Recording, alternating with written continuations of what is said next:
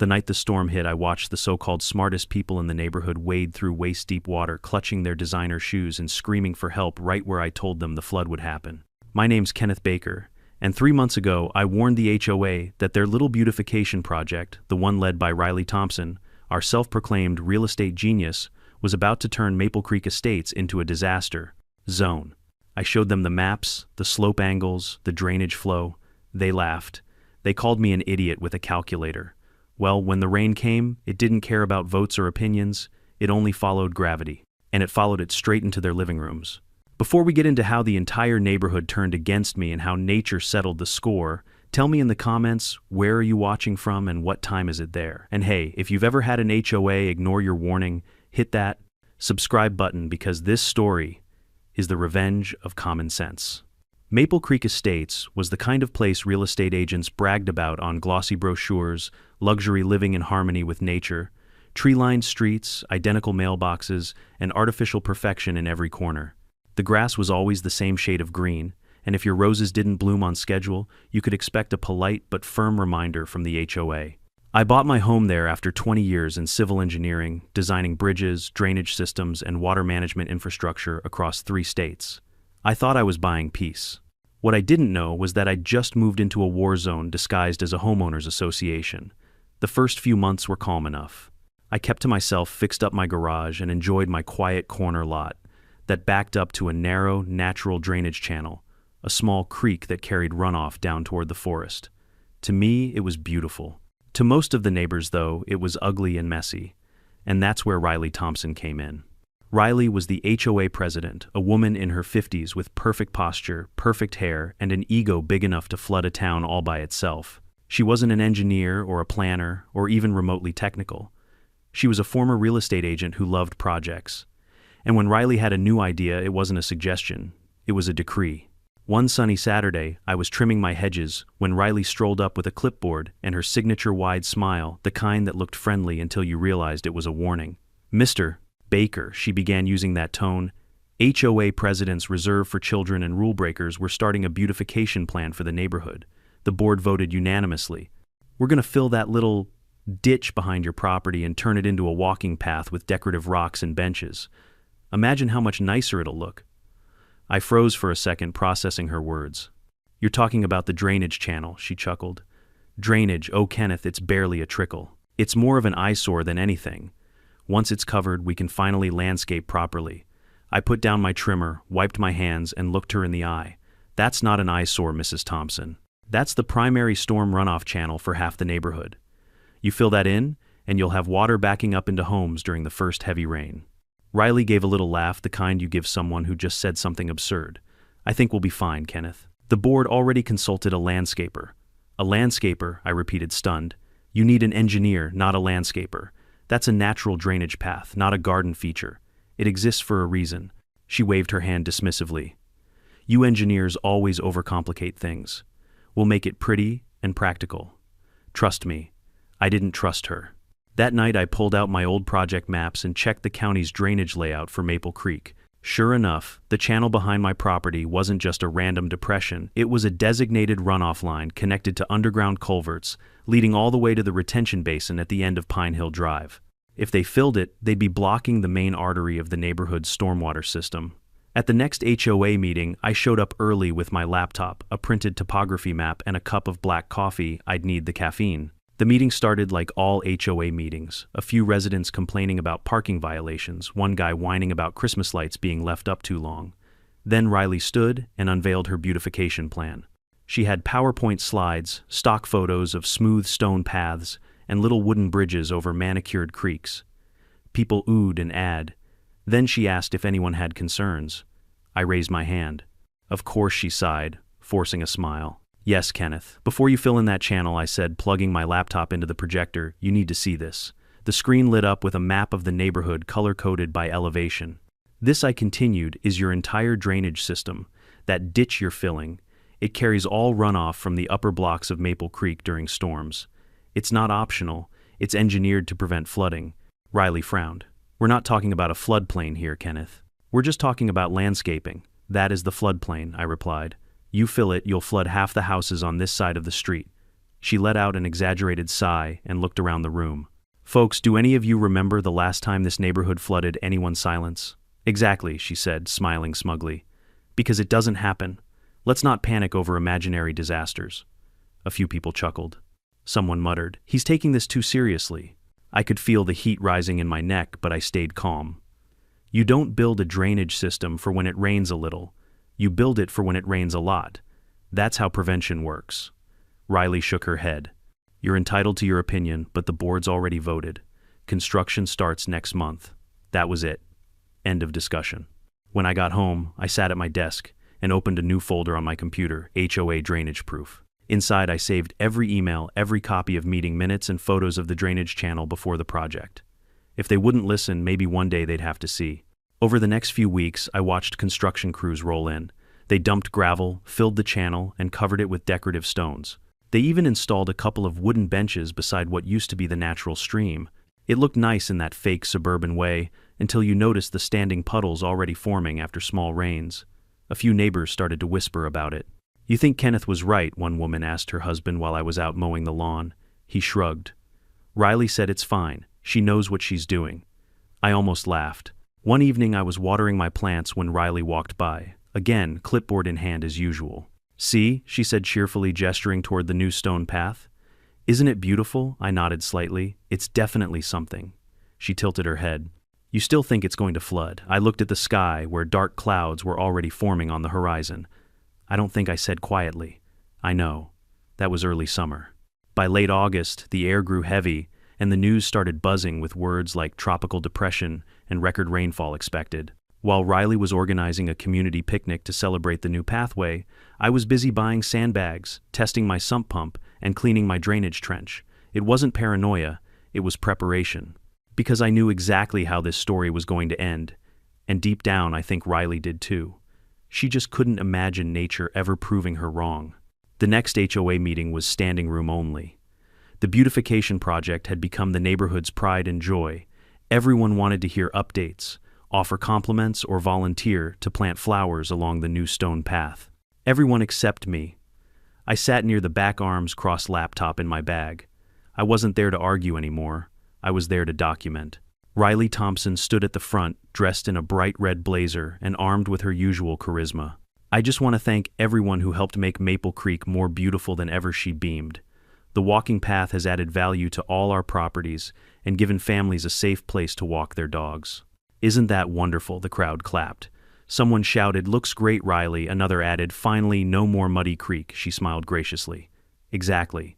We're all about progress here. Then she glanced toward me. Even our resident engineer, Mr. Kenneth Baker, has to admit, it turned out nice, didn't it? All eyes turned to me. I kept my tone neutral. It looks nice, but looks and function aren't the same thing. The applause faltered slightly.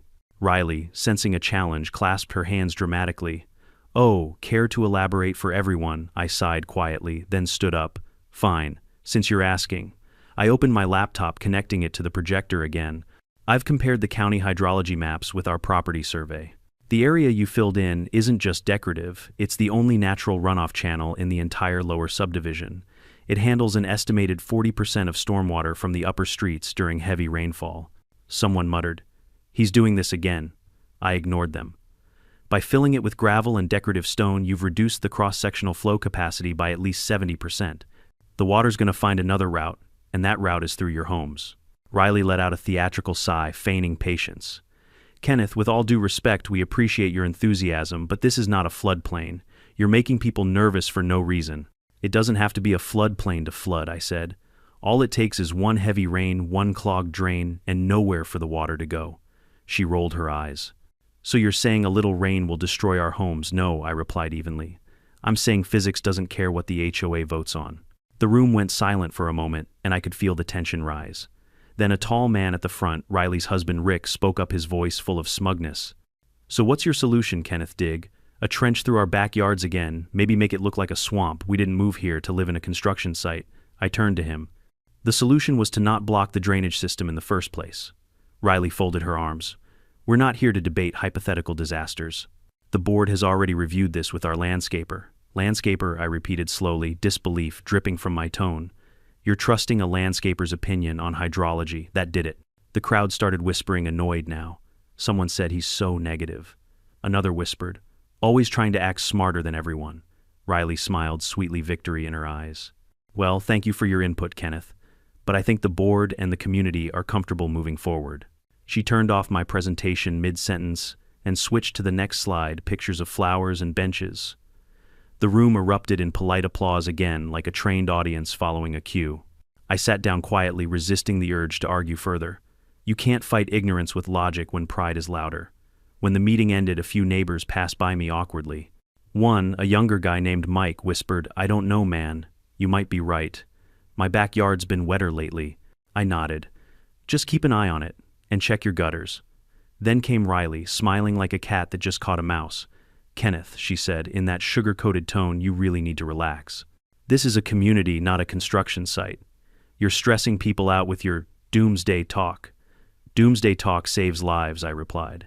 Ignoring it ruins them. She laughed, a short, fake laugh that barely hid her irritation. You engineers think everything's a ticking time bomb. This is a neighborhood, not a dam.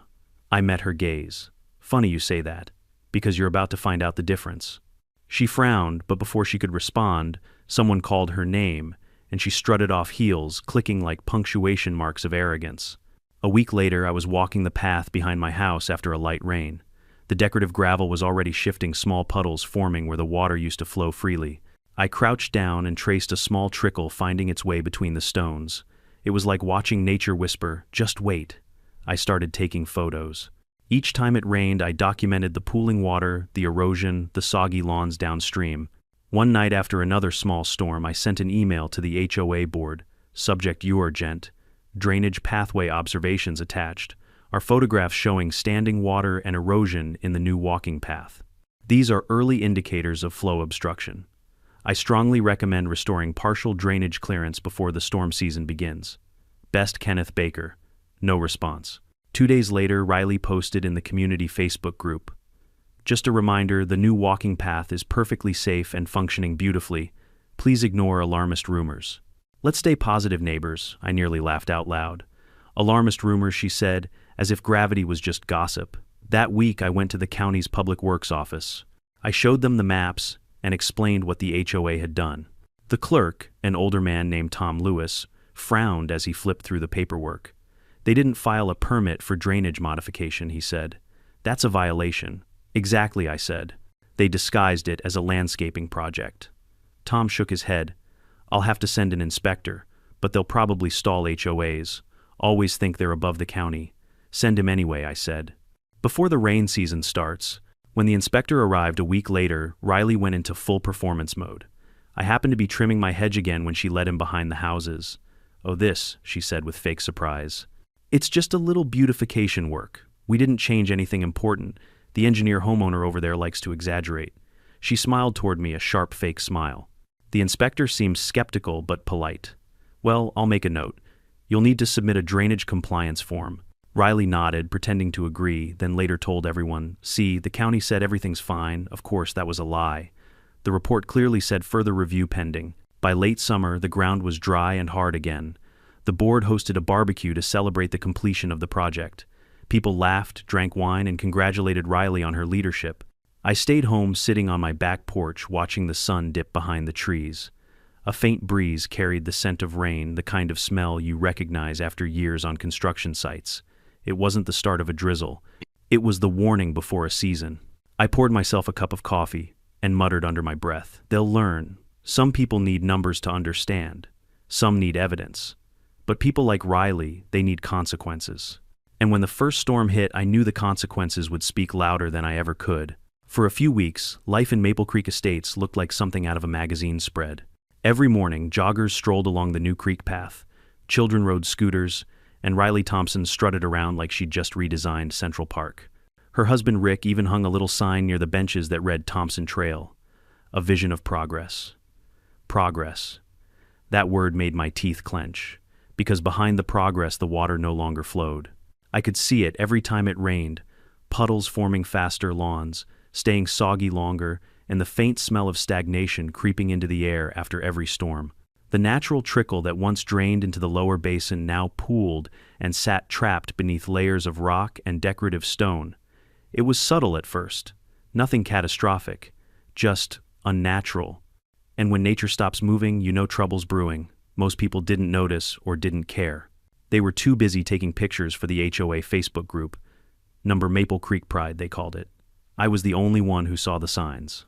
It's a curse being the only person who knows how things are supposed to work, and watching everyone else blindly believe in aesthetics over physics. It was mid-August when I got my first uneasy alert, a tropical disturbance forming in the Gulf. The National Weather Service issued a preliminary watch, which most people ignored. I didn't. I checked rainfall projections, storm trajectories, and soil absorption data for the county. Everything pointed to one fact: we were about to be tested, and Maple Creek's drainage system wouldn't survive the test. That evening, I sent another email to the HOA board, this time labeled Urgent in red. Subject: predicted storm system. Immediate action required. The National Weather Service is predicting 8-12 inches of rainfall within 48 hours. The previously modified drainage channel behind lots 4268 must be reopened immediately to prevent residential flooding. I strongly advise removing the decorative gravel and restoring at least a 2-foot trench before the storm hits. If ignored, property damage is inevitable. Kenneth Baker, no reply. I waited 1 day, 2, nothing. On the third morning, Riley finally responded, not by email, but with a post in the community group complete with emojis. Hey everyone, some folks are panicking about the upcoming rain. Don't worry, Maple Creek's new design is perfectly fine. Everything drains beautifully. I walked it myself yesterday. Remember to keep your spirits high and stay positive, Dor. The comments rolled in. Thanks, Riley. You're the best, always keeping us calm. I wanted to scream. So instead, I prepared. I spent the next 2 days checking my pumps, cleaning gutters, stacking sandbags near the back gate. My trench, the one I'd maintained quietly for years, was clear and functional. I even set up a few waterproof cameras aimed at the filled-in path. Not because I wanted to prove them wrong, because I wanted evidence when nature proved me right. My neighbor Jared came over that afternoon, his young son tugging at his arm. Hey Ken, he said awkwardly, you think it's really gonna get bad? My wife's freaking out after seeing the Weather Channel. I nodded slowly. It's not the rain that's dangerous. It's where it goes when it can't drain. He frowned. You mean down the path? Used to be the path, I said. Now it's a bathtub. He gave a nervous chuckle. Riley says the landscaping will help absorb the water. Riley says a lot of things, I muttered. He hesitated, then lowered his voice. You think I should do anything? Move your car uphill, I said, and don't leave anything valuable in the basement. He didn't ask further, but the look in his eyes told me he believed me more than he wanted to admit. That night, the news stations buzzed nonstop. Tropical Storm Everett projected to bring record rainfall across 3 counties. The anchor said words like unprecedented flood advisory and potential infrastructure stress. I glanced out my window. The air was thick, the sky bruised gray. There's a kind of silence before a storm that feels wrong, like the world is holding its breath. Around 9 p.m., my phone buzzed with a text from Riley. Riley, Kenneth, stop emailing the board about this. You're scaring residents. The storm will pass. Please be a team player. Me, it's not about fear, it's about readiness. You filled the only natural outlet. You need to clear it before midnight. Riley. This is harassment. I'll have to report this to the HOA legal committee if it continues. That was the last message I sent her. From then on, I let the sky do the talking. The first drops came the next morning, small, steady, almost gentle. By noon, the rain turned to sheets, and by evening it was a wall of water. I stood on my porch, coffee in hand, watching the storm water rush through my trench exactly as designed.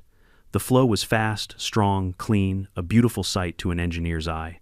But further down where Riley's path began, the water had nowhere to go. By 7 p.m., it was pooling. By 9, it was a shallow lake. And by midnight, the water had started creeping across the lawns of the lower houses. My phone buzzed with messages from neighbors. Mike, hey Ken, my backyard's flooding. What do I do? Jared Waters coming through the fence line. Is it supposed to do that? Karen, lot 63? Did you know about this? Riley said it's your trench causing overflow. I nearly laughed at that last one. Of course, Riley was already spinning it, blaming me. I grabbed my raincoat and flashlight and stepped outside. The sound of rain pounding on rooftops was deafening. My boots splashed in ankle-deep water as I walked down the street. Flashlights flickered from windows. Panic was spreading faster than the water. When I reached the path, I saw the inevitable. A roaring current had formed behind the gravel embankment, pushing against the decorative rocks like a trapped river trying to break free. The benches Riley had installed were half submerged, their legs trembling with the force of the flow beneath. And in the middle of it all stood Riley herself, holding an umbrella soaked to the bone, shouting orders into her phone. "Call the contractor," she screamed. "Get the pumps. The drains aren't working." I approached slowly, water up to my knees. "They're not working because you buried them," I said flatly. She turned face red, mascara running. "This is your fault. You dug your stupid trench, and now it's redirecting water here." I pointed toward my property where water was flowing away safely downhill. "My trench is doing its job. Yours doesn't exist anymore." She opened her mouth to argue, but right then, the gravel embankment gave way with a thunderous crack. A wave of muddy water surged over the path, sweeping away one of the benches and knocking Riley off balance. I lunged forward, grabbing her arm before she fell. For a second, she looked at me, eyes wide, shocked, almost childlike. Then she turned and saw the flood rolling toward her house. The perfect neighborhood she'd built was drowning before her eyes. By 2 a.m., the emergency sirens wailed. Police cars blocked the main entrance, and fire trucks roared in their red lights, cutting through the black rain. Dozens of homes were flooding, basements filled like bathtubs. People scrambled to higher ground. I helped carry Jared's son out of their house, the boy clinging to my neck. The look on Jared's face was pure disbelief. "You were right," he whispered. "You were right about everything." I didn't respond. I just kept moving. Because when water decides to reclaim what's hers, arguing is useless. And Maple Creek Estates was learning that lesson the hard way. By dawn, Maple Creek Estates looked like something out of a disaster movie. The manicured lawns were gone, replaced by swirling brown water and floating debris. The picket fences that once separated the perfect properties now bobbed in the current like broken matchsticks. I stood on my porch, soaked to the skin, my flashlight cutting through the misty rain. The wind howled, rattling the window frames, and thunder rolled so close it shook the ground. From where I stood, I could see half the neighborhood underwater, all the way from the Thompson residence down to the cul-de-sac. The irony was suffocating. For months I'd been warning them that water always takes the easiest path downhill. And now that path ran straight through their living rooms. I ran to check on my drainage trench. It was working like a dream, the current fast and powerful, channeling runoff safely toward the retention basin. My property and the 2 neighboring lots who had listened to my advice remained dry. The rest of Maple Creek wasn't so lucky. As I turned back toward the street, I heard shouting over the storm. "Help! Somebody help!" It was Jared wading through waist-deep water, carrying his 7-year-old son in one arm and dragging a plastic storage bin with the other. The water reached his chest, and I could see his porch light flickering behind him, half submerged. "Over here," I yelled, running to meet him. I grabbed his arm and helped pull the kid up onto my porch. Inside, I shouted. "Dry off." Jared set the boy down, panting hard. "The water came in through the back door like a wave," he said, gasping. "Basement's gone. Everything." I nodded grimly. "You're not the only one." Over his shoulder, I could see more neighbors stumbling out of their homes, clutching pets, boxes, whatever they could grab. The HOA's Thompson Trail, that so-called walking path, was now a violent stream churning with mud and debris. And in the middle of it all, Riley Thompson was standing in her driveway, waving a flashlight, screaming at her husband. "Turn off the breaker, Rick. Turn it off before the water." Her voice was drowned out by another crack of thunder. I splashed through the current toward her house. "You need to evacuate," I shouted. "The foundation's taking water." She turned to me, her umbrella long gone, her hair plastered to her face. I called 911. They said they can't reach us yet. All the main roads are flooded. Of course they were. Because those same roads drained through the system she'd destroyed. Behind her, the water surged higher, swirling around her flower beds, swallowing the white picket fence. Her husband Rick was inside, desperately trying to unplug appliances. "Leave it," I yelled. "Electricity's not worth your life." He looked up, panic in his eyes, then nodded and followed Riley out the front door. The water was nearly up to her knees now.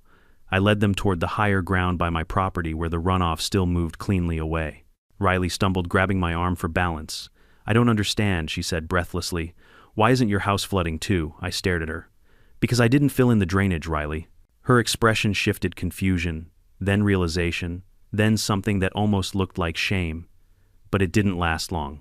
"We followed the landscaper's design. He said it would be fine. The landscaper doesn't control the rain," I said coldly. "You do." A flash of lightning illuminated her face, pale and stunned, as if she was finally seeing what her beautification project had really done. By mid-morning, the rain hadn't stopped. Emergency vehicles surrounded the entrance of Maple Creek, unable to go further. The main road had collapsed under the pressure, creating a small waterfall where asphalt used to be. I stood beside a rescue truck, briefing the county engineers who had just arrived. One of them, a gray-haired man in a yellow raincoat, listened intently as I explained what happened. So they blocked the natural drainage, he asked. Yes, I said, pointing toward the flooded trail. They filled it with decorative gravel, completely sealed it off. I warned them 3 times, documented everything. He sighed. We've seen this before. They thought they were improving the view. Another engineer took notes. We'll need your records for the county report. Already printed, I said, handing over a folder wrapped in plastic. Emails, photos, timestamps, even the permit they falsified. The man gave me a grim smile. You're thorough, Mr. Baker. Habit, I said. Engineering leaves little room for ego. Behind us, Riley approached, her clothes, soaked mascara streaked across her cheeks. You, she hissed, pointing a trembling finger at me. You're the one who called the county, aren't you? I turned to her calmly. You mean the people who might save your neighborhood? Yeah, that was me. Her voice cracked with anger. You made us look like fools, I raised an eyebrow. No, Riley. You did that all by yourself. She opened her mouth to argue, but a sheriff walked up and interrupted. Ma'am, we're going to need you to move back. This area's not safe. I'm the HOA president, she shouted. You can't tell me. Before she could finish, a loud crash echoed from her direction. One of the decorative retaining walls she'd built behind her house collapsed under the weight of the water, sending a torrent surging through her backyard. She screamed, stumbling backward as mud and debris flooded through the opening. The sheriff grabbed her arm and pulled her to safety. She was shaking uncontrollably, now the same woman who had mocked me in public, now watching her legacy crumble before her eyes. By afternoon, local news crews had arrived, broadcasting live from the chaos. I stood off to the side as they interviewed residents knee-deep in water, their voices trembling with anger and disbelief. The HOA said the system was fine, one woman cried. They said it couldn't flood here. Another man shouted, we paid thousands in HOA fees for this mess.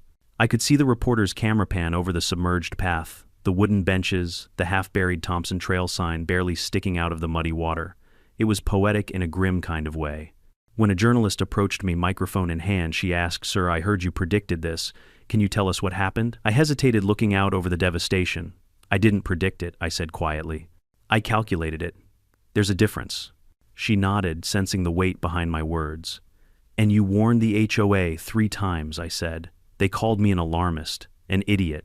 The camera lingered on my face for a moment, then panned toward Riley, who was sitting on the curb wrapped in a blanket, staring blankly at her destroyed property.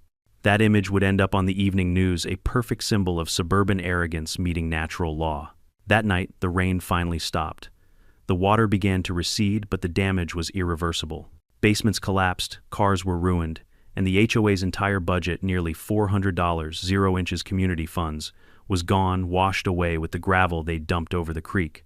I walked through the aftermath with a flashlight recording video for documentation. Fallen fences, warped siding, uprooted trees, all of it. At the end of the trail where the creek used to flow freely, I found one of the benches upside down, half buried in mud.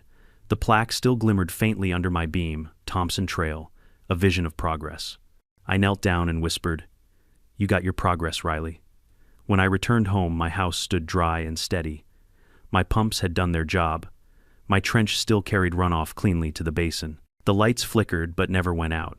I poured a cup of coffee, sat by the window, and watched the flashing lights fade in the distance. Somewhere out there, people were still trying to salvage what they could, their furniture, their memories, their pride. I didn't feel happy. I didn't feel vindicated. I just felt tired. Because I hadn't wanted to be right. I'd wanted them to listen before it was too late. And now every ripple of muddy water outside was whispering the same truth. You can silence a man. You can ignore a warning. But you can't stop the rain. The morning after the storm, Maple Creek Estates no longer looked like a neighborhood. It looked like a lake with rooftops. A light mist hung over the still water, carrying the sour smell of mud and gasoline. Abandoned cars sat half submerged at odd angles. Plastic patio chairs floated down the street like driftwood. Birds circled above the flooded cul-de-sac, confused by the sudden appearance of a new pond. And standing in the middle of it all was silence, that strange, heavy silence that only follows chaos. When the first rescue boat arrived, the deputy steering it asked if anyone inside was still stranded. I pointed toward the Thompson house, or what was left of it. The entire lower level was underwater. Only the top story remained visible, curtains flapping through shattered windows. She's in there, the deputy asked. She was, I said. She might have gone to higher ground, but she hasn't answered calls. He nodded and steered toward the house, shouting through a megaphone. County rescue, if anyone's inside, make yourself known. A faint cry came from the balcony. Up here, please. Riley Thompson appeared drenched, trembling, clinging to the railing. Her once elegant blazer was plastered with mud, her hair tangled and dripping. Behind her stood Rick, her husband, holding their soggy golden retriever. The deputy guided the boat to the side of the house, and I waded closer through waist-deep water to help them down. Riley's eyes met mine for just a second, shame, fear, disbelief, then she looked away quickly. When she climbed into the rescue boat, she whispered, "It's all gone, Kenneth." I nodded slowly. "Yeah, it is." By noon, County Emergency Services had turned Maple Creek's community center into a makeshift shelter. Dozens of homeowners gathered there, wet, exhausted, and furious. The air buzzed with frustration, whispered accusations, and the occasional muffled sob. I sat near the back, sipping a paper cup of lukewarm coffee, when I heard Riley's voice rise near the front. "This isn't my fault," she cried. "The county should have had better infrastructure. The landscaper was supposed to handle drainage." He said everything was compliant. Her voice trembled not with humility but with desperation. She was still fighting for control, even while surrounded by the proof of her failure. A county engineer, clipboard in hand, responded patiently. "Ma'am, your HOA filed the beautification project under cosmetic modification, not structural drainage work. That's an unpermitted alteration. You didn't submit the necessary environmental review." Riley shook her head violently. "We had approval from—" "No, ma'am," the engineer interrupted. "You claimed you had approval. You don't." The room fell quiet. Another resident, Karen Morales, stood up, pointing angrily at Riley. "You told us everything was fine. You said Kenneth was fear-mongering." A chorus of agreement rippled through the crowd. "She ignored the warnings. She spent our HOA fees on this. She ruined our homes." Riley's face drained of color. "It wasn't like that," she stammered. "We all voted for it." "Because you lied," Karen shouted. "You told us the county signed off. You told us Kenneth was overreacting." Rick, sitting beside her, covered his face with his hands. "Enough, Riley," he muttered. "Just stop." But Riley couldn't stop. People like her don't know how. That evening, I walked the flooded streets with Tom Lewis, the county inspector who'd first warned me that the HOA hadn't filed proper permits. He was quiet, his boots splashing through the shallow water as we surveyed the wreckage. "You tried to warn them," he said softly. "You did everything right." "Doesn't feel like it," I admitted. "They still lost everything." Tom exhaled slowly. "Sometimes people have to drown in their own decisions before they believe in consequences." We stopped near what used to be the Thompson Trail. The wooden benches were gone. The gravel was washed away, replaced by deep gouges carved into the earth by violent runoff. The creek had returned, not the gentle one I remembered, but a raging scar cutting through the neighborhood. Nature had reclaimed what was hers. Tom crouched to examine the damage. "When the county files the report," he said, "it's going to name the HOA as responsible, and you're going to be listed as the primary complainant who provided documented warnings. That'll protect you legally." I nodded. "I didn't do it for protection." "I know," he said, standing up. "You did it because you care about doing things right. There's not many like you left." Later that night, I returned home to find a small crowd gathered in my driveway. A few neighbors, the ones whose homes had taken less damage, were there with flashlights and tear-streaked faces. "Ken," said Jared, his voice heavy. We just wanted to thank you." I frowned. "For what?" "For warning us," he said. "You were the only one who actually knew what you were talking about. We didn't listen." "We should have." Another neighbor, Susan, chimed in. "You saved our kids last night. You helped carry them out. I'll never forget that." Their gratitude caught me off guard. For months, I'd been the villain, the negative engineer, the alarmist. Now they looked at me like I was the only steady ground left in a drowning world. I gave them a tired smile. "Just promise me one thing," I said. "Next time someone tells you something's wrong, even if it's inconvenient, listen." They nodded silently. A week passed before the county formally declared Maple Creek Estates a disaster zone. Cleanup crews moved in draining water and hauling out debris. Insurance agents swarmed like vultures, clipboards in hand. Riley tried to act involved at first, but the county engineers quickly sidelined her. They didn't need a decor committee, they needed real leadership. The HOA board held an emergency meeting at the temporary shelter, this time chaired by the vice president, Daniel Lee. He cleared his throat and read from a printed document. "Effective immediately, the board has voted to remove Riley Thompson as president of the Maple Creek Estates Homeowners Association, citing gross negligence, financial misconduct, and falsification of official documentation." The room erupted, half applause, half shouting. Riley stood up, eyes blazing. "You can't do this. You don't understand the pressure I was under." But Daniel continued, ignoring her. "The county has also confirmed a civil penalty for unauthorized alteration of a natural drainage system, $175,000. Additional fines for environmental impact are pending. Riley's knees buckled slightly. That's impossible, she whispered. We don't have that kind of money. Daniel looked at her coldly. You spent most of the HOA's reserves on your project, remember? That evening, I walked past the Thompson property one last time. The water line stained the bricks up to the windows. The driveway was cracked, the garage filled with mud. The house looked abandoned, already hollow and defeated like its owner. I spotted Riley sitting on the curb staring into space. When she saw me, she stood slowly. They're saying it's all my fault, she said quietly. Even Rick's leaving. I've lost everything. I paused, unsure how to respond. Part of me wanted to walk away. Another part saw the broken woman beneath the arrogance. You didn't lose everything, I said after a moment. You lost what you built on pride. Her eyes glistened. You really hate me, don't you? I shook my head. No, I just wish you'd listened. For a long moment we stood there in silence, the faint sound of dripping water echoing through the ruins of Maple Creek. Then I turned and walked home. The county report came out a month later. The findings were brutal. Primary cause unpermitted modification of a designated stormwater drainage corridor. Responsible party Maple Creek Estates Homeowners Association. Complaint origin Kenneth Baker. The story hit local news. Headlines read Engineers Warning Ignored HOA Project Causes $4 Million Flood Disaster. The footage showed aerial drone shots of Maple Creek's drowned streets, the cracked roads, the toppled fences. And right in the middle, my old footage of the meetings where Riley called me paranoid, where the crowd laughed. It went viral. For a brief moment, I became the neighborhood's cautionary tale and its reluctant hero. But I didn't want fame. I just wanted peace. When I finally walked along the newly rebuilt creek months later, the air was fresh again. The county had restored the drainage to its natural form, deeper, stronger, cleaner. The sound of flowing water filled the quiet morning. It was beautiful. And this time, nobody was trying to cover it up with gravel.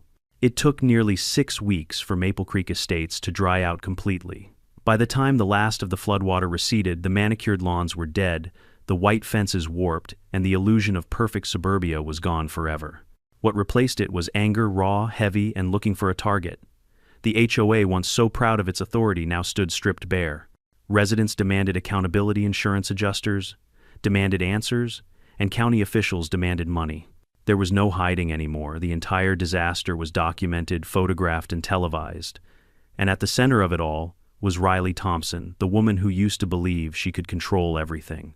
The emergency HOA meeting that week was held in what used to be the community clubhouse, now half-gutted, the carpet still damp, and the air thick with mildew. A dozen residents crowded the folding chairs, their faces tense. The rest joined via video call because their homes were still uninhabitable. I didn't want to attend, but after everything that happened, I felt I owed it to the people who'd suffered because of her decisions. Daniel Lee, the acting president, called the meeting to order.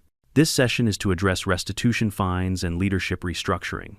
Let's keep it civil, he said, though everyone knew civil wasn't going to happen. Riley sat at the front, pale and withdrawn. Her usual confidence, the lipstick, the crisp posture, the controlling tone was gone. Her hands shook as she shuffled papers. A man from the county's Department of Environmental Management stood beside a stack of binders. After reviewing evidence, he said it's clear that the HOA violated several county ordinances. The modifications to the drainage system caused large-scale flooding, property loss, and environmental damage. As such, the HOA is liable for $175, 0 inches fines, and required to restore the area to original condition within 6 months. Gasps filled the room. Someone muttered, "We can't pay that." The official continued. Additionally, a civil suit may be filed if affected homeowners pursue damages. Riley's voice cracked. I didn't mean for this to happen. We were trying to improve the community. Karen Morales, the same woman who'd shouted at her before, stood up again. You lied to us, Riley. You said you had approval. You called Kenneth an idiot for warning you. Riley's face twisted. I thought he was exaggerating. How was I supposed to know? I finally spoke up, my voice steady. You were supposed to listen. That's all you ever had to do. The room fell quiet. Everyone turned toward me. I stood taking a deep breath. When I moved here, I wanted what you all wanted: peace, community, safety. I gave you every warning I could. I showed you the data, the maps, the risks. But pride got in the way. You wanted beauty more than you wanted sense.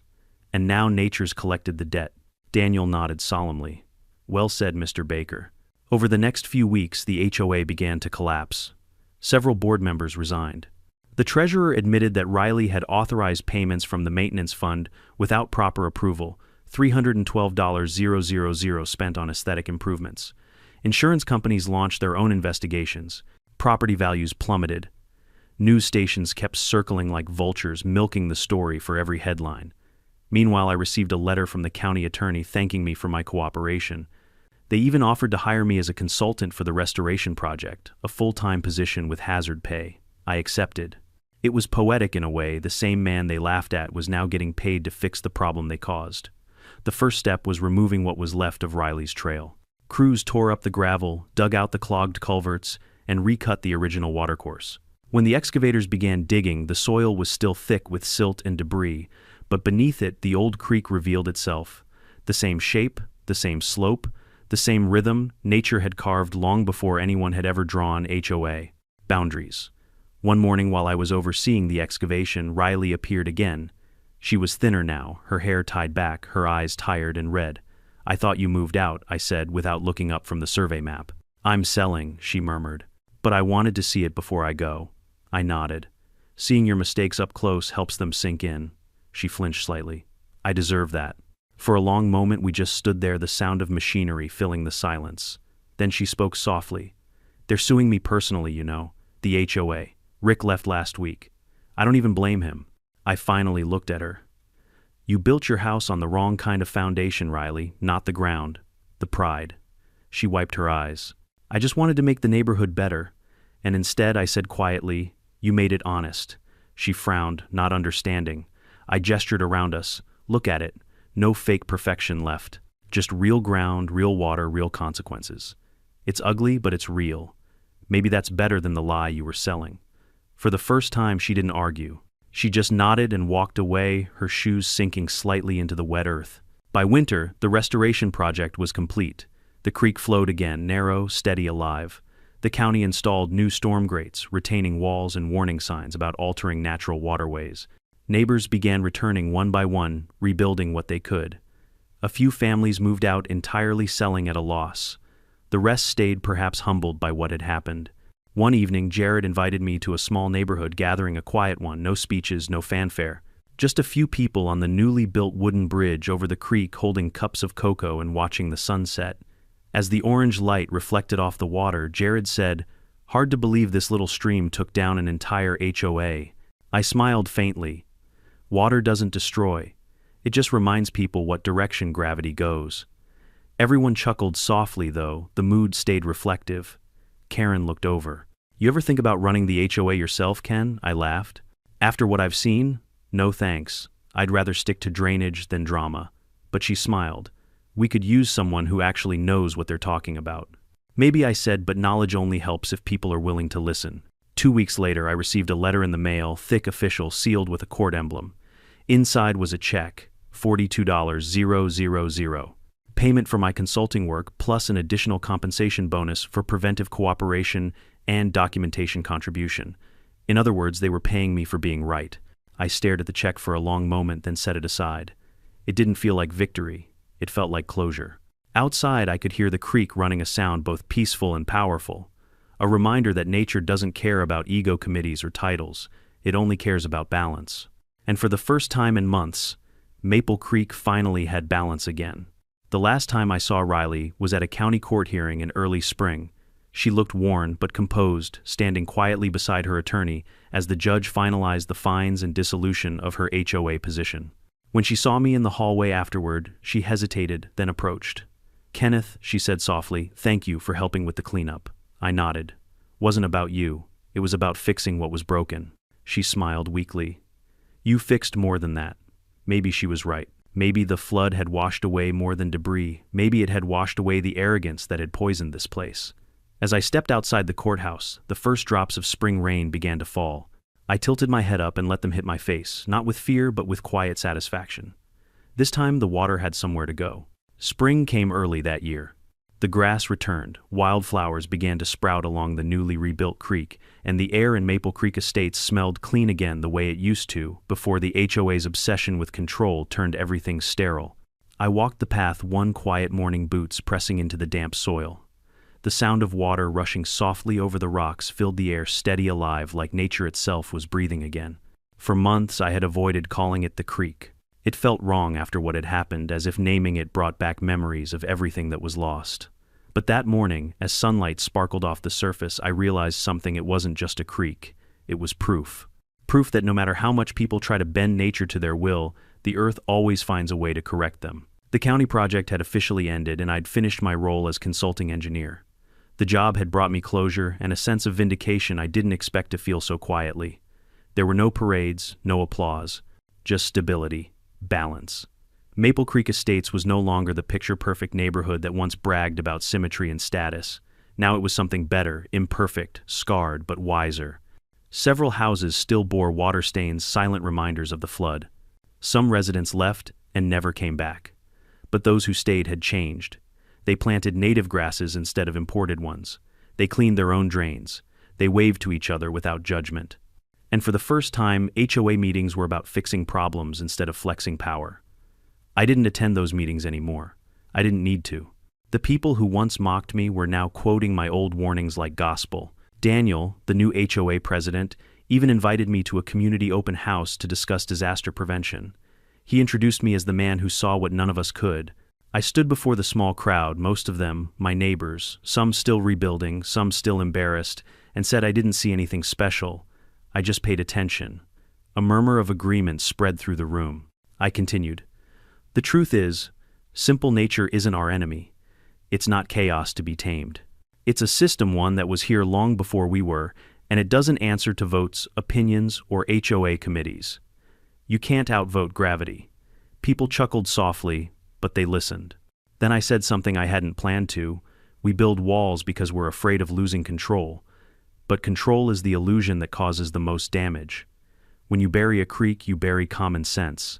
That line got quiet applause, not loud or theatrical, but genuine. Afterward, several people approached me to thank me. One elderly man, a retired teacher, shook my hand and said, "You know, you might have saved more than just our homes. You might have saved our perspective." Later that evening, I stopped by the restored creek again. The county had added a small wooden bridge to replace the one that was destroyed. It wasn't fancy, just solid, functional, natural wood that blended into the landscape. Someone had placed a new plaque on it this time, without the pompous HOA branding. It simply read, "Maple Creek, let it flow." I smiled when I saw it, not because it praised anyone, but because it told the truth. The sun dipped low behind the trees, painting everything gold. A pair of kids ran across the bridge, laughing, their boots splashing in the shallows. Their mother called after them, "Stay near the edge." The kids didn't care. They were free running, splashing, playing in something that was once forbidden. The sound of their laughter mixed with the steady murmur of water, and for the first time since the flood, I felt peace settle over this place. A few weeks later, I got a letter in the mail. It wasn't from the county or the HOA. It was handwritten, addressed in neat cursive. "Dear Mr. Baker, I wanted to thank you personally for what you did, not just for the community, but for me. I've moved out of Maple Creek, and I don't expect forgiveness. But I've learned more in the last 6 months than I did in 50 years of managing people. I see now how blind I was, how pride can drown, reason faster than any flood. You were right, and I was cruel for mocking that. I'm sorry. Riley Thompson." I read it twice. No one else needed to see it. I folded the letter neatly and tucked it into my desk drawer right beside the folder labeled HOA Drainage Proof. That chapter was closed. Summer arrived and Maple Creek began to heal in earnest. The once soggy lots turned green again. The homeowners who stayed learned to laugh about things, even the storm. People joked about Riley's River whenever it rained too hard. But behind the humor, there was a new kind of respect for the land, for expertise, and for each other. I became unintentionally the go-to guy for practical questions. If a drain clogged or someone wanted to install new landscaping, they came to me first. I didn't mind. Helping them felt good, not for pride, but because they finally listened. Even the county sent me to speak at a public safety seminar. Standing behind the podium, I looked at the audience, city planners, engineers, and citizens, and said, "Floods don't start with storms. They start with decisions." One day, months later, after a light rain, I sat on my porch with a cup of coffee and watched the runoff move down the creek.